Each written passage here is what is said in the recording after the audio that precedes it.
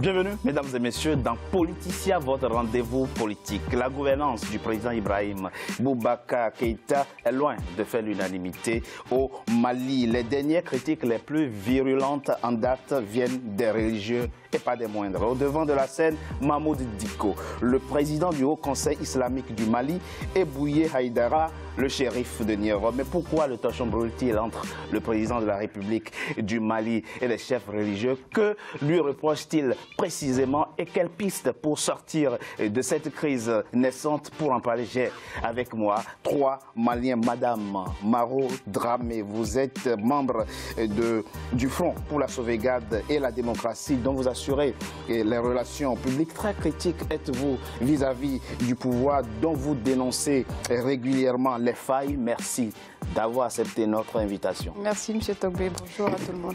Et j'ai également avec moi Tiambel Gimbayara, vous êtes le directeur de publication de La Voix du Mali, plutôt proche du pouvoir malien dont vous ne cessez de vanter les mérites et les réussites. Merci également à vous d'avoir accepté notre invitation. Proche du Mali surtout, parce proche que du Mali. Mérite. Êtes-vous, c'est bien dit, proche du Mali. J'ai également avec moi le doyen Mahmoud Alpha Bonkayere Maïga, vous êtes journaliste spécialiste du Sahel, vous êtes également écrivain. Le dernier livre en date qu'on a de vous, intitulé Mali ou le chaos généralisé, publié aux éditions Paris Éditeur. Merci à vous également d'avoir accepté notre invitation. La gouvernance du président Ibrahim Boubacar Keïta est chaotique. Le Mali va droit dans le mur si rien n'est fait. C'est du moins ce que pense l'imam Dicko, le président du Conseil islamique du Mali, et Bouye Haïdara, le shérif de Nioro. Les deux hommes vont loin et exige même le départ du gouvernement du Premier ministre. C'est un reportage signé Mokhtar Bari, notre correspondant au Mali. Ils sont nombreux les religieux maliens qui ont contribué en 2013 à la première victoire du président Ibrahim Boubacar Keïta contre son challenger Soumaïla Cissé. Parmi eux, l'imam Mahmoud Dicko, président du Haut Conseil islamique, et le puissant shérif de Nioro, Bouye Haïdara. Aux excès du général Sanogo et de ses acolytes, le président Ibrahim Boubacar Keïta répond par la fermeté. Soumaïlou Boubé Maïga, alors ministre de la Défense, sévit et ordonne l'arrestation du capitaine Sanogo, devenu général. Une arrestation qui n'est pas du goût de certains partisans du général, dont le shérif de Nioro. Dès lors, les faits et gestes du président sont scrutés et critiqués. Les manquements constatés au cours de son premier mandat vont davantage créer la distance entre les alliés d'hier. Plusieurs religieux se montrent ouvertement hostiles au président, une hostilité qui n'empêchera pas le candidat Keïta de se faire élire face à son challenger qui, lui, a bénéficié du soutien de nombreux religieux. Au Mali, d'une façon générale, aujourd'hui, les religieux s'opposent à la volonté du gouvernement d'aller à ce que nous qualifions de vendre nos valeurs sociétales et religieuses. Notre pays est fondé sur des valeurs sociétales et religieuses, faites de l'islam, certes de tolérance, de l'ouverture sur l'autre, mais qui trouve son socle dans la religiosité de l'islam. Et aujourd'hui, l'islam condamne l'homosexualité. Alors aujourd'hui, les autorités sont dépassées par leurs compétences. Et aujourd'hui, la communauté musulmane, en tout cas, l'imam Mahmoud Dicko réitère son soutien au shérif Bouye de demander la démission de Boubé, chef du gouvernement. Je dis bien de démissionner du gouvernement. La forte mobilisation des influents religieux fait jaser dans les rangs du pouvoir. Mais les inconditionnels du président de la République ne veulent pas céder à ce qu'ils voient comme un chantage. Le Premier ministre, dans une réplique, qualifie les exigences de l'imam Dicko de théâtre. Il voit la main de ses opposants de toujours. Dis au président de la République s'il m'entend. Si le Premier ministre avait l'intention de quitter la primature, que le président le maintienne au moins 2 ans. Après cette défaite, cette déroute, qu'on vient de me dire que tu chasses tel Premier ministre, ils choisissent même celui qui doit être renvoyé. Voilà tel qu'il faut envoyer, sinon tu vas voir. Donc, à mon avis, pour quelle raison, de tout ce gouvernement, de toutes ces institutions, il ne parle que du Premier ministre. Soumaïla Boubaye Maïga. Les tensions entre les religieux et les hommes politiques ne cessent de défrayer la chronique sur les rives du Djoliba. Si certains Maliens estiment que les religieux doivent se tenir à l'écart de la politique, d'autres par contre trouvent leur implication logique pour un pays à plus de 95% musulmans. Pour rappel, à chaque élection présidentielle, tous les candidats sont publiquement bénis par les religieux afin de voir les rêves de devenir président se réaliser. Madame Dramé. Oui, bonjour. La gouvernance du président Ibrahim Boubacar Keïta serait chaotique. En tout cas, c'est ce que pense l'imam Diko. Des critiques très dures et très sévères à l'endroit du pouvoir, pourrait-on dire. Mais ce n'est pas que des critiques sévères. Je dirais d'abord bonjour avant de commencer cette émission à nos fidèles téléspectateurs. Et bonjour également à mes confrères, M. Maïga et M. Guimaera. Et merci à vous également de nous avoir invités. Et je vous en prie. C'est des critiques, c'est pas des critiques qui tombent comme ça du ciel. Il faut mettre les choses dans leur contexte. Qu'est-ce qui s'est passé? Pourquoi aujourd'hui on est là face à ce chaos? Pourquoi ce désordre est là aujourd'hui? C'est une suite logique des élections présidentielles du mois d'août et du mois de juillet et août dernier. C'est-à-dire que le président qui est actuellement au Mali, c'est un président de fait. Ce n'est pas le peuple qui a élu ce président. Et suite à ça, il y a eu tellement de chaos, il y a eu tellement de désordre politique que rien ne va plus au Mali. Rien ne va plus. Rien ne va plus au Mali. Le Mali n'est plus au ralenti. Le Mali, toutes les institutions du Mali sont à l'arrêt. Pourquoi? Vous pensez-vous aussi qu'effectivement que la gouvernance du président Ibrahim Boubacar Keïta est chaotique, que le Mali va très très mal? Le Mali va très mal. Le Mali est à l'agonie, si je peux me permettre. Parce que citez-nous quelques faits précis, effectivement, qui illustrent l'état catastrophique que vous décrivez. Je vous donne un exemple concret. Oui. Vous voyez les cheminots qui sont en grève. Oui, c'est vrai. Il y en a au moins 18, il y en a au moins 8 qui sont décédés suite à la grève de faim. Le gouvernement, au lieu de s'enquérir de ces nouvelles, au lieu de prendre ça au sérieux. Mais le problème des Maliens, c'est quoi aujourd'hui? C'est quoi? Il y a la famine au Mali. Ce gouvernement a amené la famine au Mali. Les Maliens sont affamés. Il y a la guerre intercommunautaire au Mali. Le Mali n'a jamais connu ça. Si le Mali n'est pas en chaos, la guerre a quitté les frontières. La guerre est au centre du Mali aujourd'hui. Et c'est les assassinats en répétition. Tous les jours que Dieu fait, il y a au moins un mort au Mali. Ce n'est plus le nord, c'est le centre du Mali. À Bamako, c'est l'insécurité sociale. C'est comme ça que vous comprenez les critiques formulées par l'imam Diko. L'imam Diko, il n'y a pas que ça, il y a pire. Vous voyez tout ce qui se passe sur les réseaux sociaux aujourd'hui? L'autosuffisance alimentaire, qu'est-ce qu'on fait? Les Maliens sont affamés. La santé, c'est chaotique. Tout est chaotique au Mali. Tout est chaotique au Mali. La sécurité, n'en parlons pas. La sécurité, on reviendra effectivement sur les grands défis que doit relever votre pays, le Mali. En tout cas, que tente déjà de relever le président Ibrahim Boubacar Keïta, puisqu'il dit vouloir reconstruire le Mali. Il a eu le temps nécessaire de le faire parce qu'il a quand même fait 5 ans. Il est à 6 mois de son mandat, du deuxième mandat. Et jusqu'à présent, on ne sait pas. Ibeka veut quoi? On essaiera de répondre à cette question au cours de cette émission. Tiambel, Guim Bayara, vous comprenez la bruit, le bras de fer entre ces religieux et le pouvoir. Ils vont même jusqu'à réclamer la démission du Premier ministre Soumaïla Boubaye Maïga. Ouais, je veux dire que là, nous sommes quand même dans un pays laïque. Laïque selon la Constitution du 25 février 1992, donc les religieux se trompent de combat, si on peut les appeler encore religieux. Parce que l'étiquette que revêt Mahmoud Diko et ses amis serait peut-être plus défendable dans un parti politique islamique. La Constitution ne le permet pas, malheureusement. Je crois qu'il doit revoir ses intentions. Ils ont aussi leur mot à dire. Ils ont leur mot à dire en tant que société civile. Ils sont dépositaires d'une forme de sagesse. Oui. Et donc, ils ont forcément aussi leur mot à dire. Ils ont leur mot à dire dans la construction de la nation. Cette colère-là qui est dite par la FSD ici, la section de France, est aussi entendue. C'est des réalités. Le Mali est face à des défis énormes. Des défis sécuritaires. Le nier, c'est une aventure. Des défis qui font face à un pays qui revient de loin, qui revient d'une occupation des 2 tiers de son territoire, un pays à reconstruire, une société à souder, des Maliens à mettre en confiance et ensemble pour faire face à l'intégrisme. Monsieur Guimbara, vous savez, moi, l'objectif de cette émission, ce n'est pas qu'on s'affronte, c'est pour qu'on réfléchisse ensemble à comment faire pour que ce spectacle qu'on offre aux Maliens, que cela... Les Maliens n'ont pas besoin de... Le Mali n'est pas digne de ce spectacle et voilà, les Maliens moyens ne s'attendent pas à cela. Ils ne comprennent même pas... Il faut répondre à la question, comment en est-on arrivé? Parce que politiquement, avoir ces dignitaires religieux au dos, ce n'est pas politiquement positif pour vous, j'imagine. Ce n'est pas bon pour le pays et ce n'est pas souhaitable. Ce ne sont pas des dignitaires religieux. Et ce n'est pas tous les dignitaires religieux qui sont concernés par cela. Mais là, on est en train de parler du président, nous sommes en face du président du Conseil supérieur islamique du Mali. Oui, nous sommes en face de 2 personnes en réalité. Et qu'est-ce qui a été dit à l'ensemble des musulmans qu'on a conviés au stade du 26 mars? Une prière pour la paix au Mali. C'est un marché de dupes. Non, on les a dupés.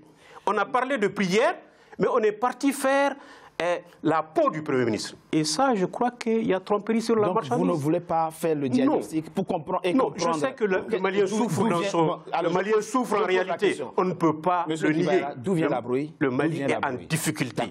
La bruit est que, à ses origines loin, nous avions une immixtion dangereuse de certains religieux. Il ne faut pas le généraliser. Ce ne sont pas on est d'accord, on est tout à fait d'accord. De certains religieux sur la scène politique.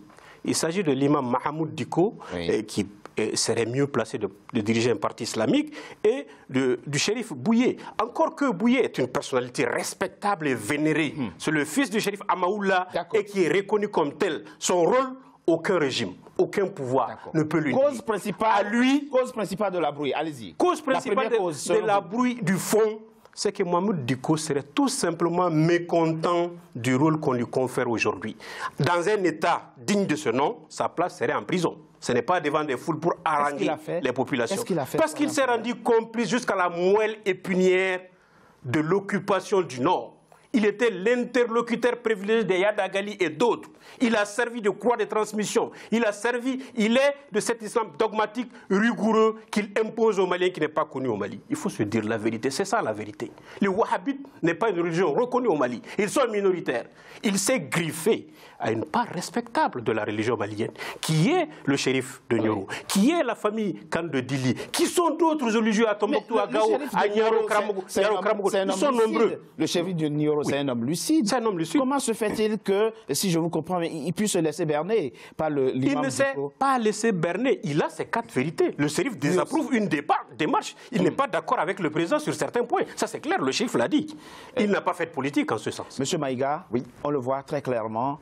La bruit, elle est palpable entre les 2 hommes. Et d'ailleurs, on l'a vu au dernier meeting de l'imam, ou en tout cas des 2 chefs religieux à Bamako, dans un stade plein, n'a claqué. On voit bien, on a bien vu la capacité de mobilisation des 2 hommes. Et les Maliens ne comprennent même pas pourquoi cette bruit et pourquoi, au lieu de réfléchir à l'unité du pays, on voit institutions et chefs religieux se diviser. Vous, quelle lecture faites-vous? Vous êtes spécialiste du Sahel, je l'ai dit, vous avez écrit un livre, Mali ou le chaos généralisé. Quelle lecture faites-vous de ce bras de fer entre le pouvoir et les religieux? Déjà, les religieux, pardon, selon ma lecture, porte la parole qui est diffusée au Mali depuis longtemps. Le mécontentement, l'incapacité de l'État, dans sa nature d'aujourd'hui, à gérer quoi que ce soit.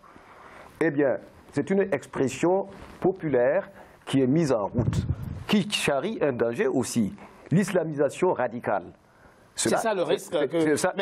Si je comprends, Monsieur Maïga, vous êtes en train de nous expliquer qu'au fond, c'est le pouvoir qui a laissé un espace vacant que les chefs religieux sont en train d'occuper aujourd'hui. Il y a eu un vide que la religion vient combler, avec tous les désordres alentours. Il y a eu un vide. Ça doit venir de très loin, non, mais pas du président Ibeka. Un vide qui procède du délitement de l'État malien depuis de longues années. D'accord. Depuis cette imposture qu'on appelle de démocratie des années 90, l'État s'est effondré au point que même des éléments du marché peuvent faire leur loi. Il n'y a pas d'autorité au Mali. L'État s'est effondré avant 2012, date de l'occupation du Nord par des djihadistes de tout acabit.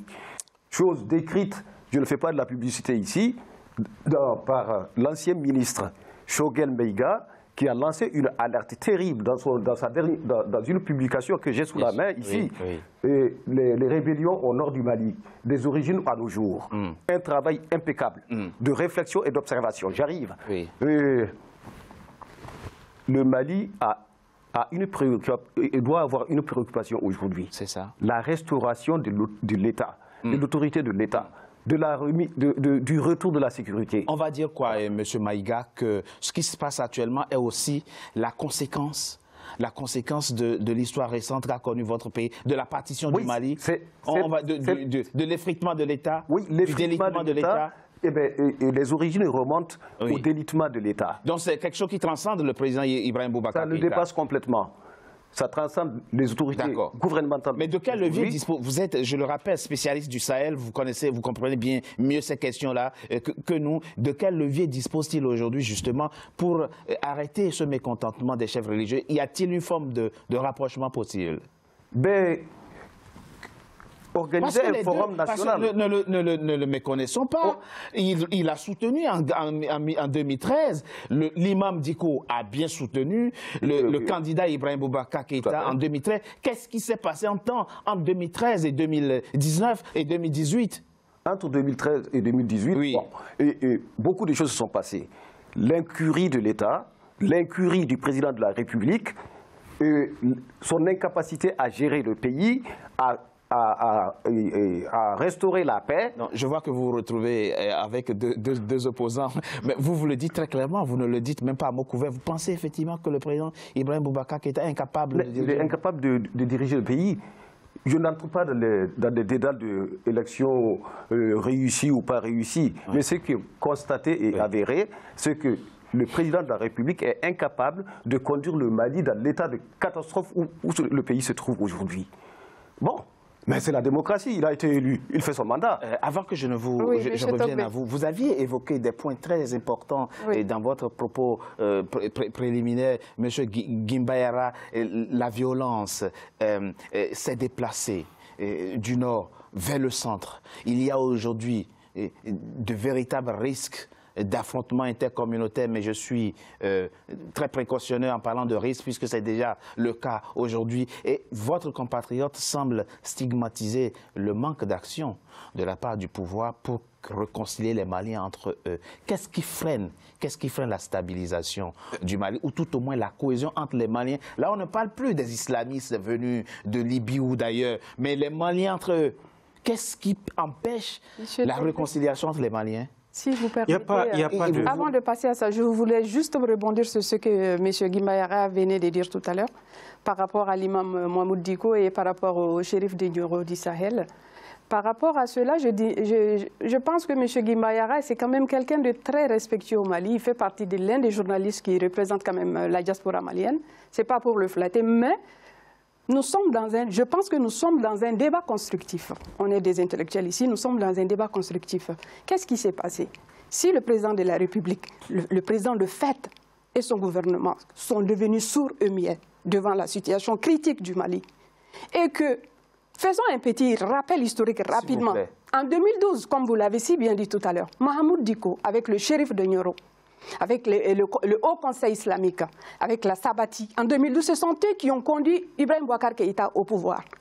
Et si ils l'ont soutenu pendant 4 ans, et durant ces 4 années, les chemins se sont séparés. Pourquoi? Parce qu'ils lui ont reproché. Sabati est resté. Sabati 2012 ils l'ont reproché. Ils sont là. Non, Sabati est resté. Est-ce que Sabati est resté, oui ou non? Laissez-moi parler, monsieur. Non, mais je vous pose une question. Je ne vous coupe pas la parole par respect. Je ne vous ai pas coupé de parole, je vous ai posé une question. Vous m'avez intéressé. Non, vous me laissez terminer. D'accord, je vous en prie. J'aurai le temps de répondre. Parce qu'il faut que les gens comprennent. Allez-y très rapidement. Vous voyez? Oui, très rapidement. Les chemins se sont séparés. Pourquoi ils se sont séparés? Non, il n'y a pas de chemin. Pourquoi les chemins se sont séparés? Tout simplement, ils ont reproché la mauvaise gouvernance du pays, la mauvaise gestion et la corruption. Ils sont mal placés. Monsieur Gimbayara, non, et en plus de cela, bien avant cela, en 2009, Il y avait le code de la famille qui avait fait des bruits. Ça, et pour mettre l'huile sur le feu, ils sont venus maintenant avec l'éducation sexuelle. On en parle. Et là, ça a mis encore le feu au poudre. Dans un pays où la situation sécuritaire, la situation économique, sociale est catastrophique. Effectivement, vous pensez que donc, il faut ce projet d'éducation... C'était pour rebondir sur ce que... Et qui au Mali peut payer 400 millions de francs CFA et autres pour investir un président de la République et ne rien attendre de ces derniers? Je propose qu'on marque une courte pause. S'il est là pour rien, on se retrouve dans si le chef de... pour la suite de notre émission. À tout de suite.